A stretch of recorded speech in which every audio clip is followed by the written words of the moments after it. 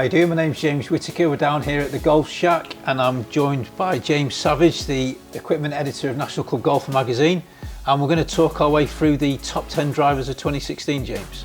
Yep. So let's start number 10. Number 10, this is in no particular order, by the way. There's not really a lot to choose between a lot of these, but we feel that these are like the 10 best drivers that I've personally sort of hit over the last, well, since the beginning of the year basically. So yeah, number 10, we've got the Nike Vaporfly driver, a driver James knows a lot about, a driver that Rory McIlroy has used to very good success. I really like this driver. Not everyone is a fan of that blue and Volt colouring, but I just thought it just jumps out. Loads of shelf appeal, and you hit it. It's like really meaty, solid, fast. Fast ball speeds and just adds a little bit of style to your bag. I mean, I think you were probably a fan of it as well, weren't you? Yeah. Well, it was a big talking point, wasn't it? Very much behind the Nike, ethos and everything that they do. The colour speaks a lot, and the branding out there is big for them, isn't it? So yeah, that driver was there, but the technology in the driver is very, very good. Yeah. And performs well. So yeah, good driver to select. Number 9. Number 9, I've gone with the Ben Ross HTX Type R driver. Now, Ben Ross are a company that make very good golf products at competitive prices. This driver was coming at $179.99, and I'm not putting it in there just because for that reason. I'm putting it in there because, pound for pound, it worked. It was really good. It was, I tested it out here at Wyerton and put it on the launch monitor, and the numbers are very similar up there with some of the more expensive drivers on the market. It's got premium shaft, premium grip, everything about it is premium, good performance, but at that price point it really does need a special mention. Did you get much love for Ben Ross products? Yeah, Ben Ross is, I'm going to back you up on there. The grip, they always put a premium grip on there. The shaft is always a top class shaft, where we do sometimes see some cheap ones put in there by other brands. Ben Ross always commit to a quality shaft in there, and yeah, the head performs. I've yet to see one in the last few years on the market where a Ben Ross driver hasn't worked. The next one, number 8. Number 8, I've gone with the COBRA King F6. Now, I really liked the COBRA King LTD driver. I thought it looked cool and it had some really cool technology stories, and when I hit it out the middle, it was absolutely fantastic. But for a golfer of my ability, 17 handicap, I just felt on those off-centre hits I was suffering a lot. But with the COBRA King F6, it looks cool, and it was just really easy to use and really, really forgiving. All over the face, I was just like, getting good ball speeds. And with it's got a really big adjustability track on the back there, so you can push the weight right back, which will make it even more forgiving, or you can push it further forward if you want to kind of bring some spin down, maybe get the ball flight down a little bit. So I felt it was just a really user-friendly driver that a lot of people will be able to get on with. And as I say, it comes in different colours. Got blue head, black head, white head. I don't think there was a driver out there that could have beat it for distance. So the distance, it was great, and I love the colour options. I thought that really appealed to the younger market. Yeah. The youth, the juniors, and all of that. I think that was definitely who it was pitched at, and it did work. So yeah, I agree with that one. That's a nice one. Number 7. Now, number 7 is the newest driver that really we've been testing out, and that's the Titleist 917 D2 is the one that I've been hitting. I was a massive fan of Titleist 915, had in the bag for almost 2 years since last product came out. Now the new one's come out, and I really just do think that they've improved on what was already an excellent product. It looks superb, classic Titleist looks. Yep.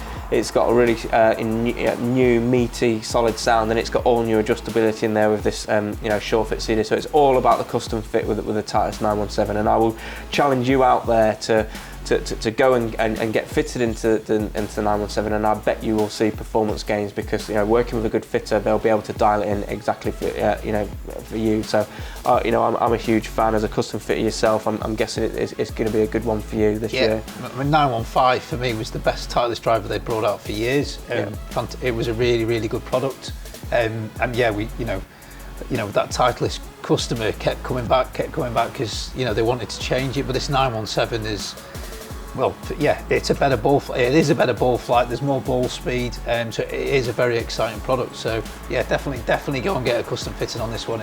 It's an exciting product. So good stuff. Number 6. Number 6, we've got the Mizuno JPX EZ. Now I absolutely love this driver, mainly because you set it down behind the ball and the head just fills you with so much confidence. It makes you feel like you're not going to miss. It's a really nice, just confidence-inspiring driver. It's very forgiving. It's got adjustability on there as well, where you've got weights that you can put in, in the heel or toe. But it's for an adjustable driver, it's got to be one of the most forgiving. It's got really high MOI, and I really like the grey looks. I just think it's a driver that anyone can get along with. It really was a good one for me. It is, yeah, definitely. I think the thing with Mizuno is they've always had that bracket of, drivers. It's not been an easy category for them to break into. Yeah. Very much irons, and people have this myth around them. The first driver they brought out in the JPX was, the blue-headed driver. That was a harder, low-spinning golf club. Yeah. This one, like you say, is a really, really good performing driver, and I think year on year now they're starting to bring drivers and fairway woods onto the market that they're definitely performing. So an exciting driver, this one. So if you've not tried it, definitely go and try that one. Number 5. Number 5, gone for the Callaway Great Big Bertha. It was released kind of just towards the back end of last year, but it's kind of this year is the main year that it's been launched, and I just think it's such an appealing driver. It's got loads of shelf appeal. It looks absolutely stunning at the address position, and it feels absolutely superb when you hit it. I just thought it had the real, out of all the drivers, like when we did our driver test earlier in this year, it was the one that stood out for me for having a bit of X factor. Just a bit of wow factor. It was just that sort of driver, really good. You just look at it, looks $1 million, and great fun to play. I've got adjustability as well on the rail, so it was helpful for me to help me get a little bit dialed in. I think it's more a better player, a club that's more of that sort of low spinning type of driver, not going to appeal to as many as say like the XR16 for example. But yeah, just stunning looks, loads of appeal. Yeah, I was excited to see this driver because the Great Big Bertha has always been a good range. Price point as well. For me it was a little bit more back where Callaway have always been, top end price point, and it performed, and very, very nice premium product, and everything about it like you say there on the shop, it looked great, and the whole story was very, very strong. So very good product there. Number 4. Number 4, we've got the TaylorMade M2. Now this is a bit of a surprising story actually with the TaylorMade M2, because they brought out the M1 and you just thought that was going to be the one that all the tour players got fitted into, and the M2 was almost seen as like the cheaper option, maybe the sort of mass market product. But what was actually interesting to find was that the feel and the sound was just as good with the M1, but you got that little bit of extra forgiveness. So you see like Justin Rose using it for example, it's got loads of, it's such a wide range and appeal driver. I love the looks. Again, it's one of them, you set that down, it looks $1 million with that that carbon composite crown, that the black and white looks really cool, and it's so hot off the face. It really is. So fun to use, so easy to use. You're going to get really good numbers with it. I was a huge fan of the M2. Yeah, I mean, for me as a retailer and from a custom fitter, this has blown everything out of the water. Just flies off the shelf, I imagine. You can't keep it on long. It's just turning. It's like you say, it looks great. It's quick off the face. It's so easy to hit, and you've got the different varieties in shaft weights that are very, very simple and easy for the customer to see. It really works, and it's been a fantastic TaylorMade drivers have always been good. This has got them, for me, right back up there. This is really, really good. Okay, number 3. Number 3 is the TaylorMade M1. Again, it looks stunning. It's got the feel, really improved sound. I mean, if you think of previous drivers like R15, SLDR, the sound just wasn't a pleasing sound to me. It was just quite a harsh sound, and they worked really hard with M1 on getting that really that sweeter feeling sound, and I think they achieved it. It felt amazing to hit. So what you've got with the M1 is you've got that double adjustability again to really get dialed in. So it's if you're really trying dial in a particular shot shape, the M1's going to give you that, and adjust the spin, and it's a huge driver on tour. I think it's the #1 driver on tour. Yeah. Dustin Johnson, arguably the best driver of the ball right now, he's got the M1 in the bag. Yeah. It's just been a hugely successful product.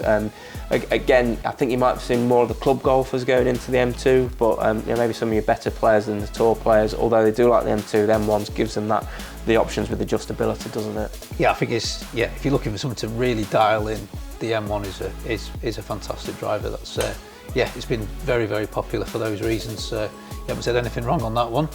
Number two? Number two, I've gone for the Ping G. We've got this dragonfly crown, which just looks stunning and is all about getting extra ball speeds.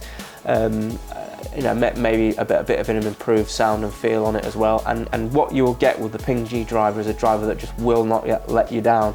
It's ultra reliable. It's not one I would say that you're going to get 10 yards more than everything else on the market. That's not what Ping are about. You're going to get a little bit more than the G30 because you can get more speed from the technology in the Dragonfly Crown, but super consistent, forgiving, it's just going to get the job done.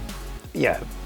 Once again, you haven't said much wrong on that one. The Ping, generation after generation, they do just get it slightly better. I just think this one, it looks so simple and it does perform. And for the club golfer, it just does what you want it to do. It finds fairways. It's easy to hit across the face. The ball speed is consistent everywhere, and it just looks really, really good. So they've done a very, very good job. Just another thing on the Ping G range, you see a lot of drivers that have adjustability where you can play around. But what Ping have very cleverly done is they've actually got 3 drivers within the G range. They've got the normal G, they've got the low spinning LS Tech, and they've got the SF, the straight flight Tech. So there's almost through that custom fitting process, you go and you can hit all 3 and pick one which works for you. But then when you're out, it's not like you haven't got the temptation to start fiddling around with settings or anything like that. Your fitter's told you that that's how it should be, and that's just go away. This is right for you, and so that's what's cool about the Ping G drivers.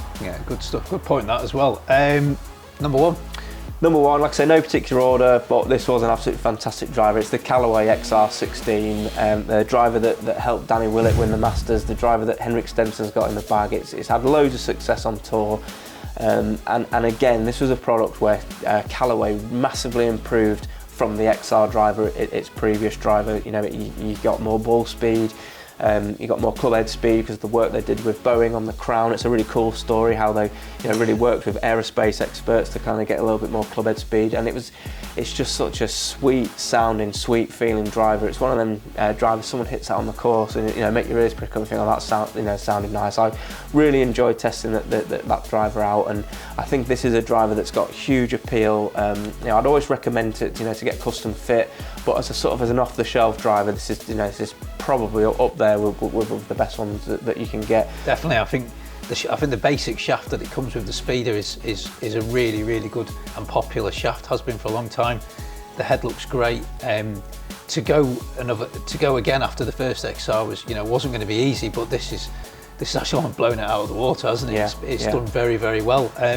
So a very, very solid driver from Callaway, and well done to them. Yeah, you've got the XR16 in a pro version as well, but you're actually seeing like Danny Willett, for example. The tour players don't always go into the kind of smaller, like more compact heads. They sometimes they like that sort of slightly larger, confidence-inspiring driver. Like in the XR16 is that think like Jordan Spieth, for example, is a Titleist D2 head shape. He obviously just likes that head shape. So it's nice to see tour players having success with products that your 18 handicappers can have success with as well. XR16 is going to get the job done for the club golfers. It's a really good product.